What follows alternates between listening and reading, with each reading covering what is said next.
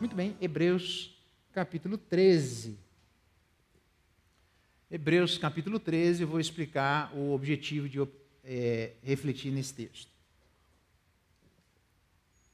É quase que para ser temático, eu não sou acostumado a falar assim temático, né? Mas Hebreus capítulo 13, eu vou justificar isso. Verso 7 em diante, diz assim, Hebreus capítulo 13, verso 7, lembrai-vos dos vossos guias, os quais vos pregaram a palavra de Deus e, considerando atentamente o fim da sua vida, imitem a fé que tiveram. Jesus Cristo ontem e hoje é o mesmo e o será para sempre. Não vos deixeis envolver por doutrinas várias e estranhas, porquanto o que vale é estar com o coração confirmado com graça e não com alimentos, pois nunca tiveram proveito os que com isso se preocupam. Possuímos um altar do qual não tem direito de comer os que ministram no tabernáculo, pois aqueles animais cujo sangue é trazido para dentro do Santo dos Santos pelo sumo sacerdote como oblação pelo pecado, têm o corpo queimado fora do acampamento. Verso 12. Por isso foi que também Jesus, para santificar o povo pelo seu próprio sangue, sofreu fora da porta. Saiamos, portanto, a ele, fora do arraial, levando o seu vitupério. Na verdade, não temos aqui cidade permanente, mas buscamos a que há de vir. Por meio de Jesus, portanto, ofereçamos a Deus sempre sacrifícios de louvor, que é o fruto de lábios que confessam o seu nome. Não negligencieis igualmente a prática do bem e a mútua cooperação, pois com tais sacrifícios Deus se compraz.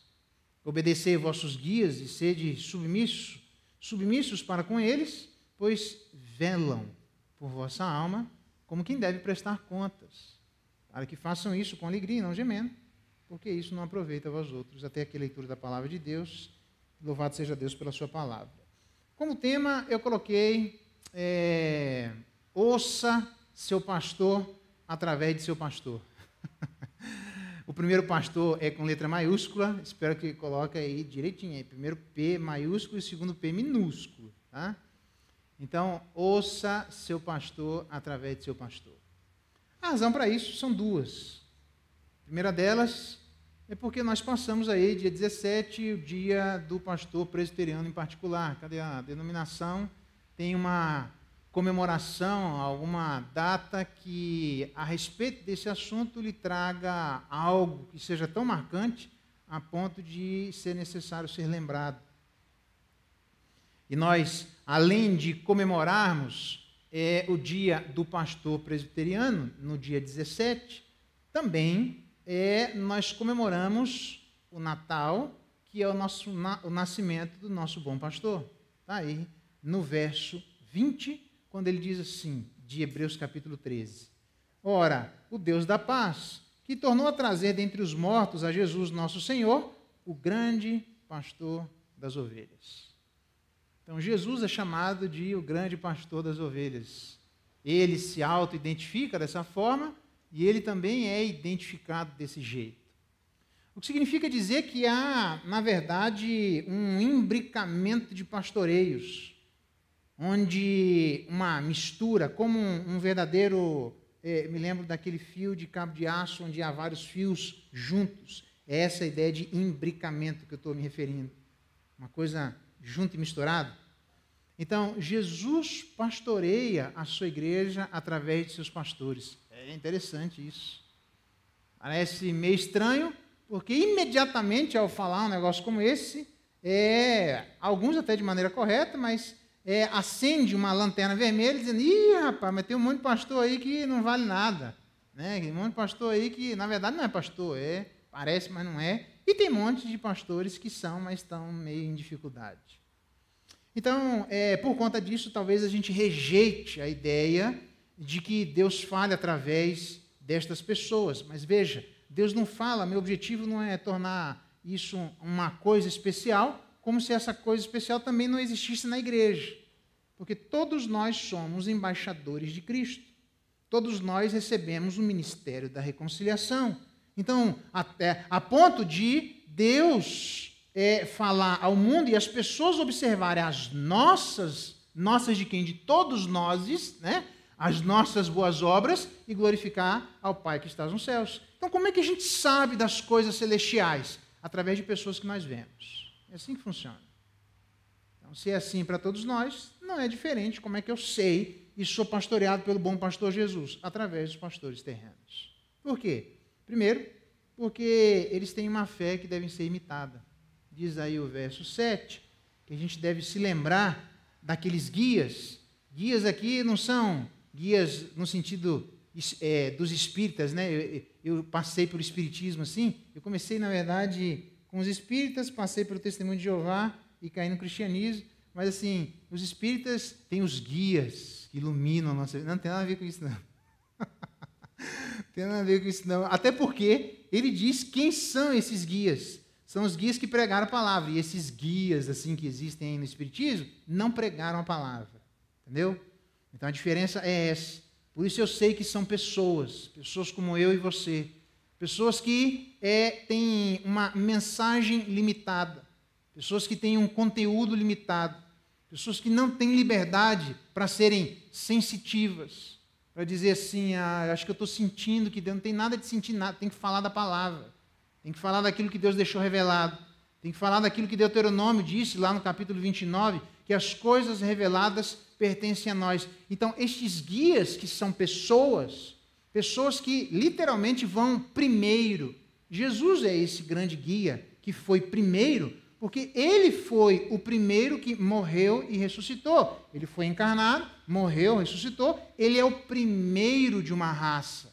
Ele é esse guia que vai na frente. E o guia que vai na frente toma a pancada na frente. O guia que vai na frente abre os caminhos. O guia que vai na frente sabe das dificuldades porque ele viveu as dificuldades.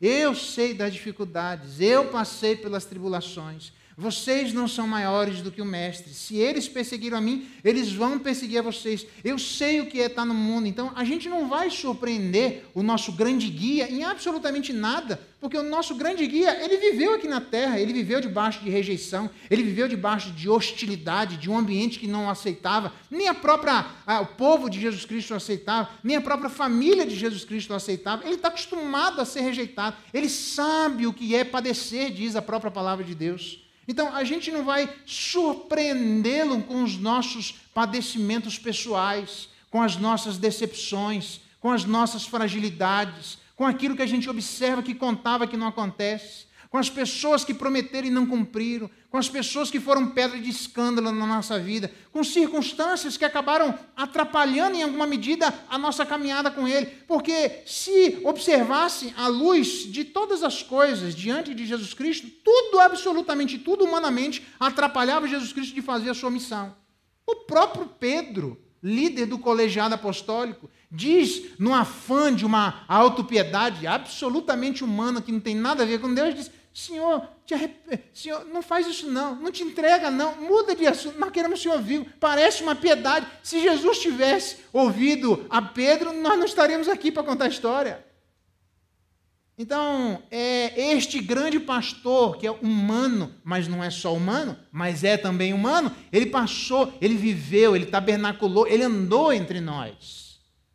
E quando ele saiu, ele sempre deixou na história e sempre continuou deixando pastores na mesma medida que ele também deixa você, membro da igreja, a você que fez profissão de fé e que não obrigatoriamente é um pastor, mas é um embaixador, alguém que recebeu o ministério da reconciliação, é alguém que fala em nome de Jesus Cristo, diz o próprio Paulo aos Coríntios, que é como se Deus falasse por nosso intermédio. Ele está falando com a igreja. Então, quando você fala em nome de Deus, Deus fala através de você. Mas também, quando os pastores falam em nome de Deus, Deus também fala através deles. Porque eles deveriam ter uma fé, esses guias, essas pessoas que são humanas, essas pessoas que vão adiante, que deveriam pregar a palavra. Nós não somos ministros de absolutamente mais nada, a não ser ministros da palavra. Se vier aqui para ficar contando historinha, perdeu o seu lugar, porque não é essa a função que Deus colocou para a vida dos pastores. Os pastores vieram para falar da palavra, é essa a função deles. Porque a palavra é que santifica, a palavra é que liberta, é ela que é verdade, ela é que ilumina, ela que é o aio, chegar até Jesus Cristo, é ela que aponta para o nosso verdadeiro pastor. Então, os pastores precisam falar do grande pastor. Então, quando os pastores falam do grande pastor, estes que vão adiante de nós, vivem circunstâncias exatamente por irem adiante de nós, Deus moe a vida de cada um deles, Deus trabalha na vida de cada um deles, Deus massacra a vida de cada um deles, e diga-se de passagem, Deus muitas vezes vai fazer isso na frente da igreja. Então, para aqueles aí que estão empolgados em serem pastor, se Deus chamou, vem, você não vai ter o que fazer. Agora, se prepara, porque se é para ser modelo do rebanho, Deus vai massacrar você na frente da igreja, que é para mostrar para a igreja como é que reage diante do sofrimento. Vai lá, faz sofrer aí, o pastor morre, pena, dificulta, e você fala, meu Deus do céu, como é que esse pastor sofre tanto? É para você aprender como é que reage. Porque o livro de Jó mostra, entre outras coisas, para cada um de nós, que reagir importa. A maneira de nós reagirmos importa. Nenhum de nós tem liberdade, a despeito de qualquer tipo de sofrimento que eventualmente passamos na nossa vida, de reagirmos do jeito que nós bem entendemos. Não temos. E como é que Deus vai trabalhar na vida da igreja? Pelos pastores, pelos guias, por aqueles que vão na frente. Deus vai massacrar e você vai olhar para o pastor e dizer, meu Deus do céu, que sofrimento é esse? E você vai dizer, mas tem pastores que são abençoados. Essa é outra circunstância. Deus vai abençoar para quê? Para que eu e você aprendamos como é que reage diante da bênção. Como é que reage diante da prosperidade? Porque Paulo, o camarada que foi tido uma das 10 maiores mentes de todos os tempos, por um congresso que nem de crente eram, Paulo, grande missionário que escreveu praticamente metade do Novo Testamento, Paulo, o grande profeta de Deus que recebeu o ministério e entre os gentios, Paulo, o único que fala do agora escatológico no Novo Testamento, este Paulo. E ao ser o guia, ao levar diante da igreja, ele diz, eu aprendi a viver em toda situação, porque sei tanto estar abastado quanto estar sem abastado. Sei estar na fartura quando sobra, quanto na fartura quando farta. Então, Paulo, com toda a sua experiência, a ponto de dizer que eu fui arrebatado ao terceiro céu, fora do corpo, eu não sei, Deus sabe, mas para que eu não me engrandecesse por causa da grandeza das revelações que eu recebi, esse Paulo, que é uma pessoa singular no Novo Testamento, é uma pessoa singular na história da salvação, ele disse que ele precisou aprender a ter. Porque nem todo mundo que tem sabe ter. Porque não é só aprendizado de não ter, tem que aprender também a ter. Então, às vezes, Deus abençoa os pastores, eu estou na fila, hein? Estou na frente aí, Deus abençoa, derrama graça, tenha. Agora aprenda a reagir direito, porque às vezes não sabe fazer. E a reação das pessoas que estão na frente é justamente para que a igreja observe, imitem. Imitar é literalmente de onde vem a palavra mímica, mimetai. A mímica, imitar, é fazer exatamente do jeito que o outro está fazendo.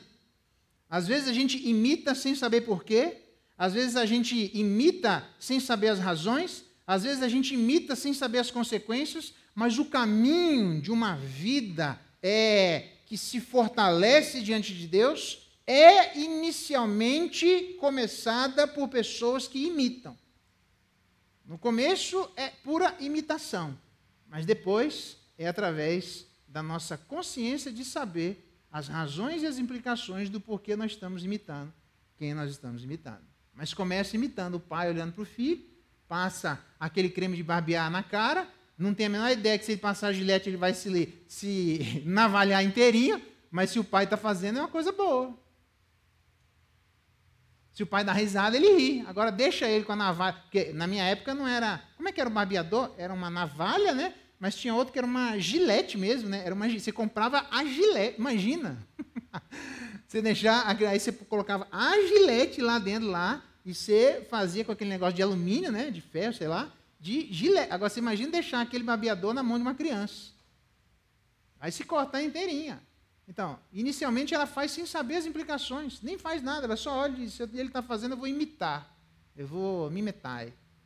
Mesma coisa, com o tempo ele vai aprendendo, doido, os adolescentes para crescer fio na cara, ele diz, cresceu 2 fios, acho que vou fazer a barba, aí passa lá, Um monte de espuma na cara para cortar 2 fios. É assim, no começo é assim. Então, imitem a fé dele.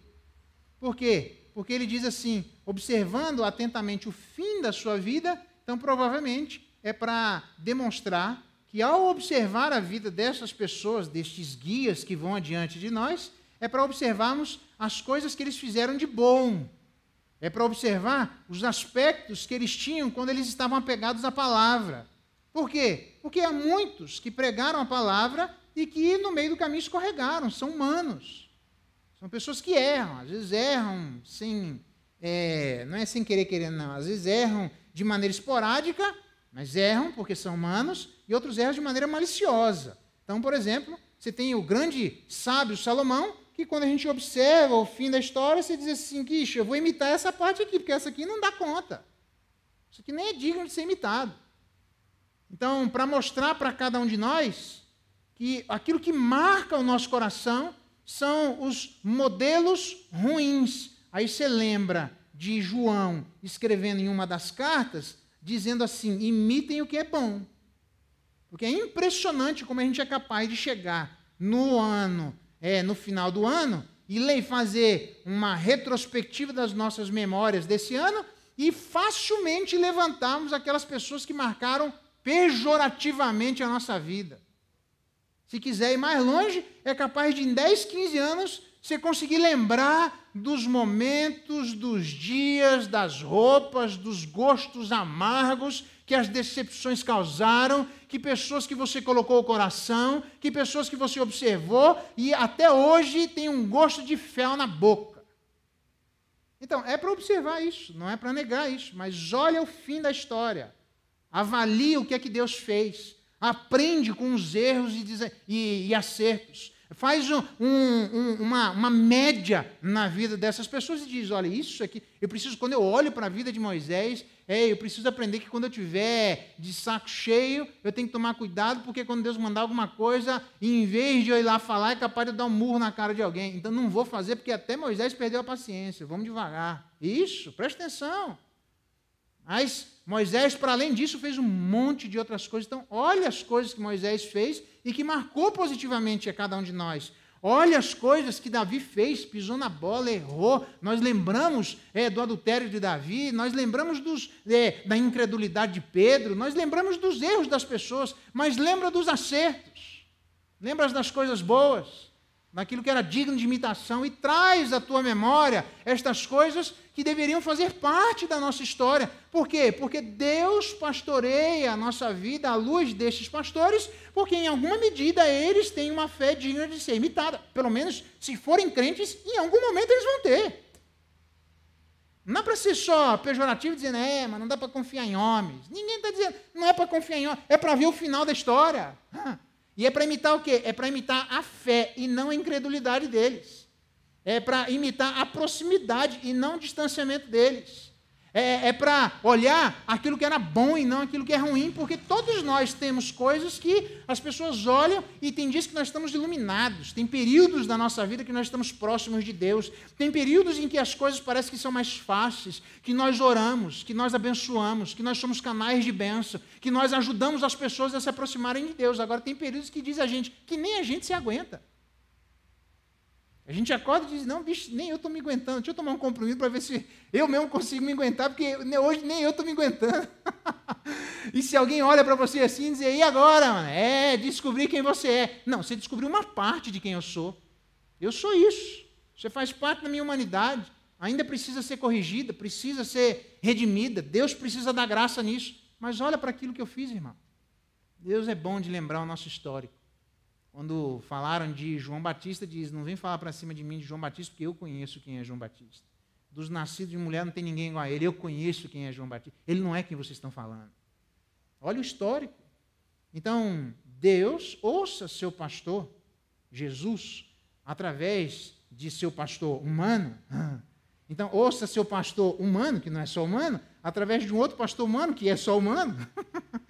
Ouça seu pastor, por quê? Porque eles têm uma fé que é para ser imitada. Porque se não tivesse uma fé para ser imitada, na moral, não era nem para ser pastor. E aí, o meu alerta para a igreja para quando nós pegarmos pessoas que quisermos levantar e indicar para ir para o seminário. Papel da igreja. É a igreja quem tem que fazer isso, não é o presbitério. Os camaradas aí que não têm uma fé para ser imitada, a despeito da imaturidade, não tem uma proximidade de Deus, e a gente não tem peito e coragem para falar, diz, leva no presbitério, eles que resolvam para lá. O presbitério não tem peito e coragem para falar, deixa lá para o seminário para ver se resolve, para ver se volta mais crente. Sai do seminário, volta para o presbitério e diz, o seminário não resolveu, vamos ordenar e mandar para o campo para ver se a igreja resolve. Vai cair de volta no colo da igreja. Quem é que são as pessoas que devem ser indicadas pela igreja para irem ser pessoas ministros da palavra, pessoas que vão ser trabalhadas? São aquelas pessoas que já no começo têm uma fé digna de ser imitada. Se não tem, não manda. Porque o que vai ser, o próprio Davi diz, quando ele chega diante de... Davi queria matar Golias, como é que era o nome do rei lá? Esqueci agora. Me ajudei? Isso, obrigado. Rei Saul, ele chega lá, mas quem que é você? Te conheço, rapaz, nunca te vi na vida. E ele diz assim, não, pera lá. Fica tranquilo, porque eu já tenho experiência lá, matei um leão, matei um urso, eu diante de Deus eu tenho história. Diante de Deus eu estou caminhando. Não é essa coisa aqui, eu não sou aventureiro. Não é agora que alguma coisa vai acontecer. Eu já estou caminhando diante de Deus faz hora. Eu já enfrento desafios faz hora. Isso, aí por isso que Deus olha para a vida de Davi, entre outras coisas, é um homem segundo o coração de Deus, porque tem vida diante de Deus. Depois foi trabalhado, depois foi burilado, depois foi aperfeiçoado, depois outras coisas vieram junto com isso. Mas, inicialmente, se é um pastor que tem uma vida de fé ser imitado, essa vida de fé, geralmente, em regra, ela não deve se iniciar no ministério. Ela já deve servir fruto de uma história de tempo, onde a pessoa precisa andar e ela precisa ser corrigida, e o conselho vem e diz, irmão, não é por aqui. E aí o cara peita igual um pavão e diz, mas eu quero ir por ali, eu vou. Mas eu estou falando, irmão, não é desse jeito aqui, presta, refaz. E aí a pessoa vai dando um monte de dificuldades, mas diz, eu tenho um ministério que eu recebi da parte de Deus, não sei de onde. Porque se é do reconhecimento da igreja, se vai cair no colo da igreja a responsabilidade de imitar a fé dessas pessoas, é porque Deus está mandando que a gente olhe para a vida dessas pessoas, dentro daquilo que elas têm caminhado diante de Deus. Diz o verso, eu não estou inventando, diz o verso 7, considerando atentamente. Preciso olhar pelas pessoas, então a vida de pastores, todos nós vamos ter a vida escrutinada, tá? E isso é desconfortável, tá bom? Então vai devagar. Mas normalmente a vida dos pastores são pastores que têm a vida considerada atentamente. A gente está olhando, deixa eu ver o que esse cara faz assim. Deixa eu ver como é que anda desse jeito. Deixa eu ver. Ih, rapaz, olha, eu não faria assim, não. É desse jeito então? Isso, considerar. Então, se você precisa escrutinar a vida de seu pastor, vai devagar, mas pode fazer. Porque isso é bíblico, vai cair no colo da igreja. A responsabilidade está na igreja. Então, por que a gente deve ouvir o nosso pastor Jesus através dos pastores humanos? Porque eles têm, ou pelo menos devem ter, uma fé a ser imitada. Segunda coisa, porque eles são instrumentos de proteção, de instrução. São instrumentos deveriam ser. Não vos deixe envolver por doutrinas várias e estranhas, porquanto o que vale é estar com o coração confirmado com graça. Ele fala um monte de coisa, não me interessa isso aqui agora, porque eu não vou expor a carta aos Hebreus, mas só me interessa mostrar que, nesse momento, os pastores eram aqui pessoas colocadas para ajudar a igreja, naquele momento, a não se envolver com coisas inadequadas. Há um texto interessante, que eu só vou ler. Deixa eu ver. Isso, eu só vou ler. Eu queria falar do velar, né? Eu já vou explicar um pouco isso, mas a ideia de o próprio Jesus Cristo diz a Bíblia que aquele que desceu foi aquele que subiu. Então, Efésios, quando fala aquele que desceu foi aquele que subiu, está fazendo uma menção do seu nascimento, da sua encarnação e depois da sua ascensão, tá? Então, não tem nada a ver com ir ao inferno. Jesus não foi ao inferno, tá? Ele vai quando ele voltar. Aí segura a onda, né? Mas até lá, a galera fica esperta. Então, ele veio, né? E aí voltou. E quando ele chegou lá, diz a Bíblia em Efésios, ele mesmo, Jesus, concedeu dons à igreja. Ele, Jesus. Entre os dons, ele colocou profetas, apóstolos, pastores e mestres. Para quê? Para que a gente não mais seja agitado de um lado para o outro por todo o vento de doutrina.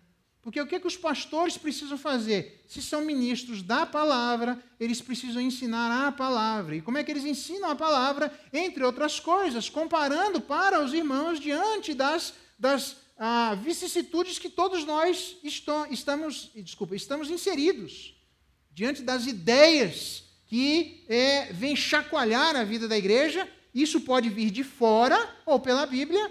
Paulo diz, se despedindo da igreja de Éfeso, lá em Atos, dizendo assim, eu sei que depois da minha partida, entre vós surgirão do meio de vós pessoas para falar coisas estranhas, mas penetrarão lobos vorazes. Então, às vezes, o inimigo está de fora e, às vezes, o inimigo está dentro, de pessoas que, de acordo com Judas, sorrateiramente se colocam no meio da igreja, para ficar falando coisas, como, por exemplo, no final das contas, para colocar a gente contra o nosso Redentor, com práticas libertinas, não só sexuais, mas libertinas mentais, com práticas que são absolutamente espúrias. Quer ver uma delas? O camarada dizia assim, quanto mais pecado, mais graça nós temos. Então, para ser mais agraciado, bora pecar mais. Uma das igrejas de Apocalipse estava enfrentando uma situação como é. Como é que é a história, irmão? Parece lógico, né? Quanto mais pecado eu tive, mais agraciado eu fui. Então, para ser mais agraciado, bora pecar mais. Não, isso aqui está errado. Não é desse jeito, não. Ele diz de uma outra mulher, essa mulher que está no meio de vocês, pode arrancar ela do meio que está errado. Paulo diz lá no meio de Corinto, dizendo, olha, esse é dupla dinâmica, aí se deitando com a minha mãe, arranca os caras no meio da igreja, isso está completamente... E como é que arranca do meio, se não for introduzido no meio? Cuidado, para você que imagina, você pode ter passado sua decepção que for no meio da igreja. As igrejas, às vezes, elas passam por momentos negros, sei lá, escuros, de distanciamento de Deus. Mas Deus, quando Ele aparece as cartas de Apocalipse, veja que interessante, Deus aparece corrigindo as igrejas de Apocalipse. Mas Ele não diz para ninguém saia da igreja. Ele diz o que está errado no meio da igreja, saia do meio da igreja. Ele não diz que o que está certo é para sair, quer saber? Já que está profetiza, cai fora, porque não adianta nada. Já que esses caras perderam a mão na igreja, cai fora. Já que tem nicolaíta no meio da igreja, arranca fora daí. Vai para onde você quiser, irmão. Vive do jeito que você quiser. Negativo. Nós não temos esse direito. Se nós queremos ser ovelhas do bom pastor Jesus, precisamos aprender a ser ovelhas dos bons pastores humanos. Isso é uma pancada para nós, porque os pastores são humanos. Então, isso deveria alertar cada um de nós, desde o início, quando mandamos. As irmãs Delfino me chamaram depois de 13 anos, que eu fui fazer o casamento da Letéia, de alguém que eu e a Luzinete cuidamos, que era uma das filhas do pastor Eliseu com quem eu vim me converter. Feito o casamento, mandaram me chamar, fui lá, as irmãs Delfino disseram assim, lembra do dia de nós enviarmos você para o presbitério? Eu falei, lembro. Lembra o dia que nós enviamos você para o seminário? O pastor mandou orar, até hoje não faltou nenhum dia. 13 anos havia se passado, eu nunca mandei um relatório e falei nada para elas. E eu disse, se eu estou de pé, eu tenho certeza absoluta que uma das razões é pelas orações de vocês. Porque são pastores humanos. Se são humanos, eles jamais deveriam sair do alvo das nossas orações. Deus dê graça, mantenha a fé, ajude. Pastor, eu estou aqui, eu sou seu braço direito, vamos andar juntos. Abençoe, derrame graça. Por quê? Porque Deus fala através de nós, membros da igreja. Não devemos sair dela. Quando houver alguma coisa errada, a igreja precisa ser corrigida. Porque o próprio Jesus Cristo diz, corrige, porque se vocês não corrigirem, eu vou descer e vou resolver esse negócio do meu jeito. E diz a Bíblia, eu gosto do texto de Apocalipse, que diz a Bíblia que Jesus anda no meio dos candeeiros. Ele anda no meio das igrejas. Ele sabe o que se passa. Por quê? Porque ele morreu por ela, irmão. Ele morreu pelos irmãos. Então, para tirar do meio, tem que estar no meio. Para cuidar daqueles que entram sorrateiramente no meio da igreja, tem que ser membro da igreja, irmão. Cuidado com essa conversinha fiada, a despeito das legitimidades que alguns dos argumentos, que alguns de nós têm, de decepções que passamos na igreja. Se você quer, eu tenho uma lista delas, várias, que passei igreja em presbitério. Eu digo, se dependesse da igreja, eu jamais estaria aqui. Mas tudo o que eu sei, eu devo à igreja. Veja só. Por quê? Porque Deus levanta pastores para nos ajudar a literalmente sermos instruídos na palavra, para não sermos agitados de um lado para o outro por todo vento de doutrina. Foi assim que Deus instituiu. Não tem nada a ver com um ou outro pastor. É desse jeito. Então, ouça seu pastor Jesus através do seu pastor. Por quê? Porque lá, no capítulo 12, verso 25, diz assim: tende cuidado, não recuseis ao que fala. E vai demonstrar um monte de circunstâncias, você sabe disso. Aquele que é traduzido como aquele que tem falta de senso, não é o insensato, não. É aquele que tem falta de sensatez. Tem um outro nome, lá em Provérbios, capítulo 7, a Bíblia chama ele de lebe coração, gritar, Hans, como? Raça lebe. Obrigado. O oráculo me falando aqui. O raça lebe é aquele que grita para ouvir o próprio coração. Cuidado, porque a gente cresce às vezes assim. Filho, filho, não quero ouvir. E aí, quantos de nós olhamos para os nossos filhos dizendo assim, se eles me ouvissem, eles iam evitar tantos problemas na vida deles, e às vezes a gente dá com a cabeça na parede, e quando cresce, chega aos 40 anos e diz, se eu tivesse ouvido meus pais, como eu queria ter 20 anos com a cabeça que eu tenho hoje, a gente evitaria um monte de problemas, porque às vezes as únicas pessoas que nós gostaríamos de ouvir somos nós mesmos. Nós somos assim, mas dá para ser diferente. E cuidado, que quando o bom pastor falar através do pastor, literalmente não sejamos esse que recusamos o que fala. Deus fala através de Jeremias. Fala aos ouvidos de Jerusalém. Preste bem atenção. Fala aos ouvidos. A igreja, literalmente em Zacarias, tinha se ensurdecido em seus ouvidos. É esse o termo que aparece lá. Então, por que a gente deve ouvir o nosso pastor? Através do nosso pastor. Não é só através dele, porque Deus também fala através de você. Então, minha amiga, nós estamos no mesmo barco, tá? Só que em funções diferentes. Mas por que deve ouvir o pastor? Porque eles têm uma fé semitada, porque eles são instrumentos de instrução, pelo menos deveriam. Então, os pastores devem ensinar a igreja diante da vida de Jesus Cristo e dos desdobramentos da morte de Jesus Cristo, para a gente aprender a se comportar não como idólatra, não como um órfão, não como não tem pai, não como uma pessoa que não tem irmãos, não como alguém que não tem família. A gente tem que agora se portar como um cidadão celestial. Mas, por fim, porque os pastores velam por nossa alma. Diz aí que a gente não só deve se lembrar porque eles têm uma fé semitada, porque eles nos ajudam a não nos deixar envolver por doutrinas várias estranhas, mas eles velam, e velar aqui, literalmente, aí sim. Agora eu queria mostrar o texto que tem a ver com o Natal, que é quando os anjos aparecem aos pastores para comunicar o nascimento de Jesus Cristo. Veja que interessante. Onde os anjos estavam? Diz a Bíblia, viviam os pastores nos campos. Os pastores viviam no meio das ovelhas. Os pastores estavam entre elas. Os pastores tinham cheiro de ovelha. Pastor tem que ter cheiro de ovelha, não adianta. Não gostei de pegar na ovelha, então vai procurar outra coisa na vida para fazer. Pastor que não gosta de ovelha está no lugar errado. Pastor que não gosta de gente está no lugar errado. Vai procurar o que fazer na vida, irmão. Os pastores, diz aqui, viviam nos campos. Porque o lugar dos pastores é nos campos. O lugar de pastor é onde a ovelha vive. Por quê? Porque é lá que está o perigo, é lá que o lobo vai aparecer, é lá que ela precisa ser protegida. Então o pastor tem que estar no meio delas. E diz o texto que guardavam o seu rebanho durante as vigílias da noite. Então a minha pergunta é, quando um pastor vela pelas ovelhas, O que ele faz para guardar o seu rebanho? Não pense que o pastor fica com insônia para ficar lá velando, vamos orar, tipo um negócio meio, um monastério pessoal, né? Eu tenho uma vela celestial que é o pastor que não dorme, fica a noite inteira lá pensando em mim. Não é assim, não, irmão.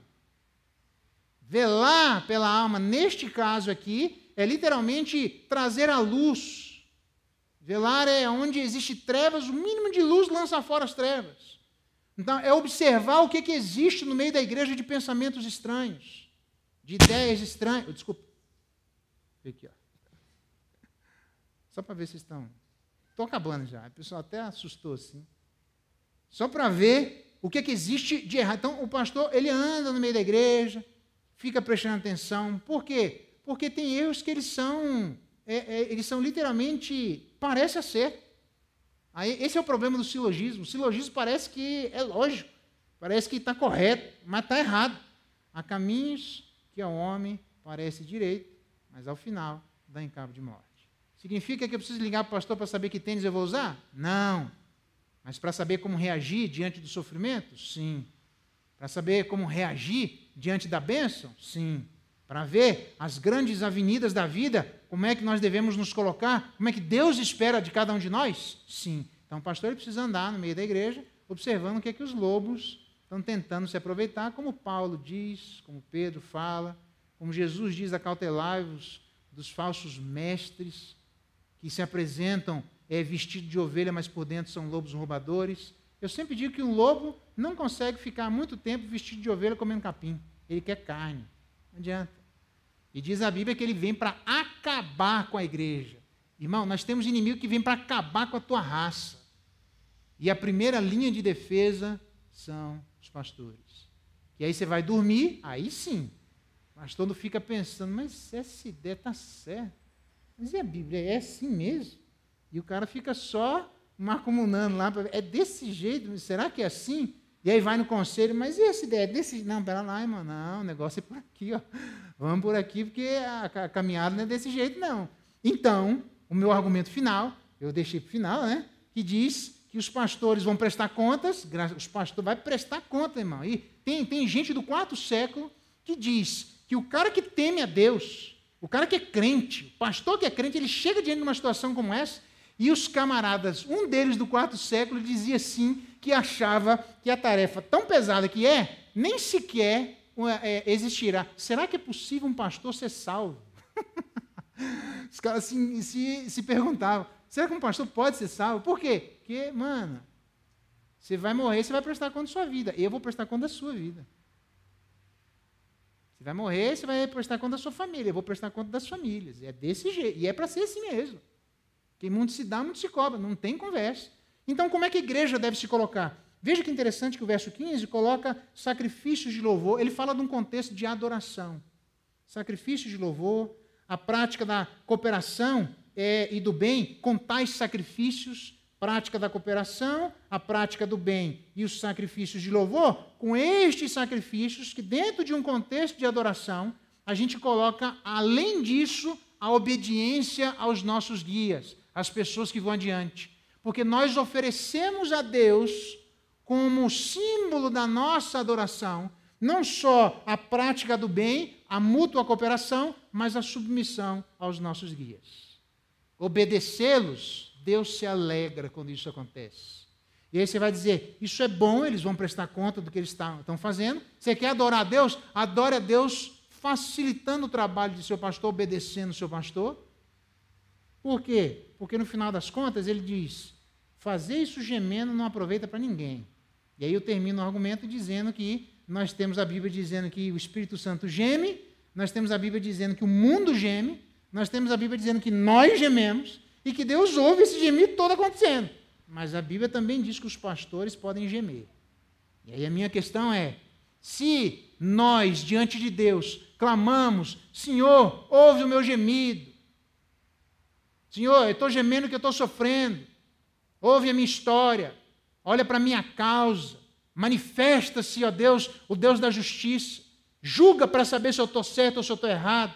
E aí a gente olha que o nosso gemido deve ser ouvido por Deus, para que Ele tenha uma determinada intervenção. os pastores também estão gemendo, dizendo, Deus, olha para o meu gemido, olha para a minha causa. E se são pastores piedosos e os gemidos deles não deveriam existir, eu não quero estar na pele de quem está causando esse gemido para os pastores verdadeiros. Entendeu? Eu gostei disso aqui, rapaz. Gostei, vou gemer mais. Então pergunte para você, você quer oferecer sacrifícios de louvor, quer adorar a Deus? O seu pastor é um instrumento de proteção, irmão. No meio dos pastores do Natal, os anjos aparecem dizendo, eles estão no meio das ovelhas, eles estão velando, eles estão guardando as ovelhas. É isso que um pastor faz. Olha mentalmente, guarda as ovelhas. Deixa eu ver se tem alguma coisa errada. Então a minha palavra é para você que talvez, deixa eu começar por aqui, que talvez não tenha tido uma boa experiência com os pastores ou com as igrejas. Pode acontecer. A gente fica seco, a gente fica amargo, a gente fica distante, a gente diz assim, quer saber? Não quero mais saber de nada. Eu vou ser, máximo eu vou lá e voto, vou entrar mudo e sair calado. Cuidado com isso, irmão. Porque Deus não tem esse projeto. Ele morreu, desceu, subiu, no Natal ele desceu, a razão do Natal é essa, e ele subiu, e quando ele subiu, ele mesmo concede, entre outras coisas, pastores e mestres para a igreja para nos ajudar a termos uma fé para olhar como é que faz, nos ajudar a termos, não nos envolvermos com doutrinas estranhas. A carta aos Hebreus, vocês lembram dos notróis, que eram pessoas que eram preguiçosos, eram indolentes, pessoas que estavam se tornando tardias. Pelo tempo que vocês têm, vocês deveriam ser mestres, vocês estão ficando tardios para pensar. Ouçam os pastores no meio de vocês, ouçam os ensinos. Paulo vai dizer, olha, a respeito da vinda do Messias, eu já ensinei isso a você, vou falar de novo. E Paulo ensina de novo. E se precisar falar 35 vezes, ele fala. Mas ouça o que o pastor tem para ensinar. Isso ajuda, isso protege a nossa vida. Dorme em paz, porque tem alguém que está olhando e velando por você, velando mentalmente, velando espiritualmente. Não é num misticismo espiritual, mas é literalmente entendendo. Deixa eu ver se existe alguém que está precisando de orientação, que está perdido, que não sabe, é igual cachorro que cada mudança, não sabe de onde vem nem para onde vai. E isso aí destrambelha a vida de qualquer um de nós. E a gente se perde. E às vezes demora anos para se achar. Louvado e bendito seja o nome de Deus, para quando vem literalmente um caminhão que passa em cima de nós, ter pastores que vêm de calma, vem para cá do meu lado, se acalma. Eu vou cuidar. Não é desse jeito, só faz o que eu estou mandando. Pastor Eliseu, no início, eu estava iniciando, eu não tenho ninguém na igreja, não tem nada, eu não tenho histórico na igreja, não tem nada, irmão. Estou lá na igreja começando, um estranho chegando no meio da igreja. Ele olha para mim e me deu um livro na época. Eu tenho lá o livro lá em casa, lá, não lembro agora o nome do livro, que é do pastorado e da psicologia. Fez lá. Veja o que é um pastor na vida da gente. Lá atrás, estava começando. Geratói esse livro aqui. E ele dizia depois, eu sabia que Deus estava lhe chamando para o ministério. Eu só não queria falar nada para não lhe atrapalhar na sua relação com Deus. Eu estou aqui para lhe ajudar. Então, se você tem uma experiência ruim, repense. Repense, porque se você estiver fora da igreja e fora de cuidados pastorais, você vai ter uma experiência pior. Garanto a você que você vai ter uma experiência pior. Deus sempre tem gente crente perto de nós, pastores crentes. E para nós que temos pastores que Deus levanta crentes, são pastores humanos, são tão humanos, que Paulo diz no verso 18, depois disso tudo aqui, ele diz, orem por nós. Olha só. Depois de ele falar, me obedeça, ele diz, orem por nós. É humano. É gente que precisa de oração. Ore pelo seu pastor, mas aprenda a obedecer e a se submeter ao seu pastor. Porque ele é um instrumento de fé, ele é um instrumento de ensino, mas ele também é um instrumento de proteção. Se não é, devia ser. E se não quer ser, vaza e vai procurar o que fazer na vida, porque um pastor está aqui para fazer isso no meio da igreja. Vamos orar? Pedir a bênção de Deus sobre nós. E esse Natal, ouçamos o nosso pastor Jesus através do nosso pastor. Vamos ficar de pé? Jesus é assim. Jesus é assim, o nosso bom pastor. Pai, em nome de Jesus, obrigado. Obrigado porque o Senhor coloca pastores para nos pastorearem. São pessoas que temos muito a aprender com eles. Pessoas que são guias, vão na frente. Apanham na frente. São abençoados na frente. E a gente deve aprender a observar a fé deles, e não a descrença deles. Se existe alguém aqui que teve a experiência de se relacionar com o segundo Salomão e não com o primeiro, que o Senhor tenha misericórdia, porque isso machuca. Machuca a nossa alma, machuca a nossa vida. Isso às vezes nos afasta do Senhor e queremos até levantar muros supostamente legítimos para dizer: eu não quero mais saber nem do Senhor nem da sua igreja, eu vou caminhar do meu jeito. Aprendamos a imitar a fé que eles tiveram, a fé. Dá graça a Deus para que todos nós sejamos pessoas assim, a olharmos a fé daqueles que o Senhor coloca para nos pastorear. São instrumentos, ó Deus, de ensino. Se existe algum pastor que não ensina, ó Deus, que o Senhor tenha misericórdia, porque ele foi chamado para isso, para ser ministro da palavra. Dá graça para que aqueles que assim o fizerem encontrem ressonância em ouvidos aquietos, ouvidos tranquilos, ouvidos que fazem contrastes com aquele que era um raça lebe, que queria ouvir só a si mesmo. Ajuda-nos, ó Deus, a termos bons pastores, que nos ajude a não nos envolvermos com várias doutrinas, com coisas estranhas ao cristianismo. Quando tivermos dúvida, que o Senhor vai derramando da sua graça dessa forma na sua igreja. E também, Deus, em nome de Jesus, nos abençoa. Ajuda-nos a nos submetermos a eles, porque eles velam por nós. Se existe alguém aqui, ó Deus, que está inseguro, se existe alguém aqui que está andando por caminhos que não deveriam, o Senhor mesmo vá trazendo a mente, a sensatez, o teu Espírito vá derramando da tua bênção. Mas que a nossa igreja, ó Deus, seja fruto de pessoas que ouvem o bom pastor através de seu pastor. Porque seu pastor fica inclinado ao nosso bom pastor. E diante dessa inclinação, todos nós ouviremos a Ti. Seja com todos nós, e nesse Natal, seja essa comemoração de aprendermos a ouvir a Tua voz através de instrumentos que o Senhor levanta para falar conosco. E agora, irmãos, que a graça de nosso Senhor Jesus Cristo, o amor de Deus, nosso eterno Pai, a comunhão, a consolação e a bênção do Espírito Santo de Deus estejam com vocês, irmãos, e sobre todo o povo de Deus espalhado pela face da terra, hoje, pelos séculos dos séculos. Amém.